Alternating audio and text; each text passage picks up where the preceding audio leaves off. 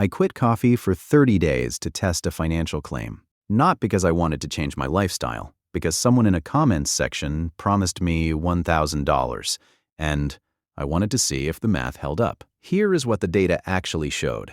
Let's start with the number everyone throws around. The average American spends $2,000 a year on coffee. That is the figure personal finance influencers use to shame you. It is designed to make you feel irresponsible about your latte. When I first heard it, I felt that guilt too. I was buying coffee maybe 4 or 5 times a week. A regular drip costs about $3.50. A latte is closer to 6 or 7. Let's say I was averaging $5 a visit. 5 times 4 weeks times 12 months. That is $2,400 on paper. It looked insane until I checked my bank statements. So I quit. Cold turkey. January 1st, obviously, because that is when we make promises we break. I want to be clear about the objective. I was not doing some wellness reset. No journaling.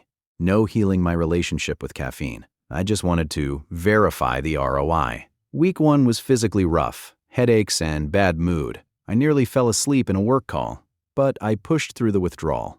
Week 2 got easier physically. I was making coffee at home. I told myself the beans were sunk costs. Spoiler, they count as expenses. Week 3, I started feeling smug about my discipline. Week 4, I did the actual accounting, and here is where the narrative breaks. I saved $63, not $100, not $200, $63. Let me explain why the math did not lie to you. You lied to the math. First, the $2,000 estimate assumes maximum frequency. It assumes 5 days a week, every single week. My actual outside coffee habit was closer to 3 times a week. So my real starting number was not $2,400. It was closer to $840 a year. That is about $70 a month. That is the actual money on the table, not $2,000. Second, I replaced the coffee shop with other expenses. When I stopped going to my usual spot, I got hungry. I started buying a breakfast sandwich from the deli next door. Because I was annoyed and lacked preparation, that sandwich cost $8, which is more than the coffee I was not buying. I also started getting Diet Coke from the vending machine. $2 a pop, twice a day, on bad days. By week 2, I had quietly replaced one habit with another. The spending remained even if the category changed. Third, I need to address the productivity argument. Some people claim the coffee shop buys them focus.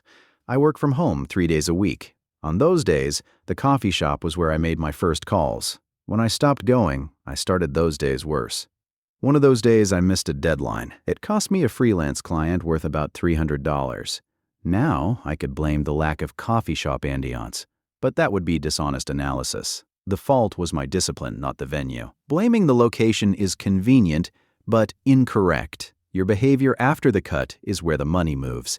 This is the thing nobody talks about honestly. When you remove a spending habit, that money rarely sits idle. You replace the habit, sometimes with something cheaper, sometimes with something more expensive, sometimes with something that costs you in a different way. The personal finance internet treats your budget like a spreadsheet, but you are not a spreadsheet. You are a person with a routine, and that routine has a cost you will pay one way or another. So what is the actual takeaway here? First, do your real math, not the generic internet math designed for clicks. Your math, go look at your actual bank statement from the last 3 months. Add up what you actually spent at coffee shops. Divide by 3. That is your real monthly number. Mine was $61, not $200. The gap between internet math and your math is where the guilt lives. And it is usually not as bad as you think. Second, do not cut a habit without a replacement plan. This is the part everyone skips. If you decide you are cutting coffee shops, figure out the void. If it is caffeine, make a plan for home coffee. If it is the routine, figure out where that routine goes. If it is the social part, cheaper coffee will not fix that. Third, track what you actually save, not what you planned. I thought I was going to save $100 a month. I saved $63. The difference was not laziness. It was substitution I did not account for. If I had tracked week by week, I would have caught the sandwich problem. Fourth, I did not cut coffee, I optimized it.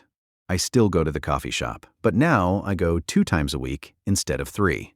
I moved one of those trips to a cheaper place, and I started using the beans I already had at home.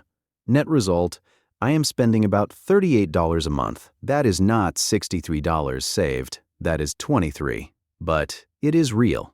It is sustainable. And I did not spend January feeling punished. $23 a month is $276 a year, not $2,000, but real money is better than theoretical money every time. However, let us be honest about the scale. This was not designed for you to win big. The cut your latte advice is not wrong exactly, but it is not designed to help you build wealth.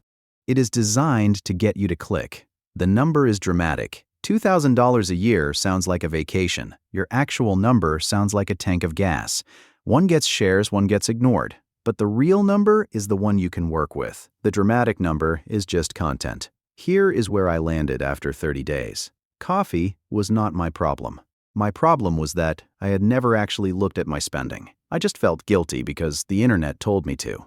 Once I looked at the real number, the decision got easier. Not dramatic, not a revelation, just easier.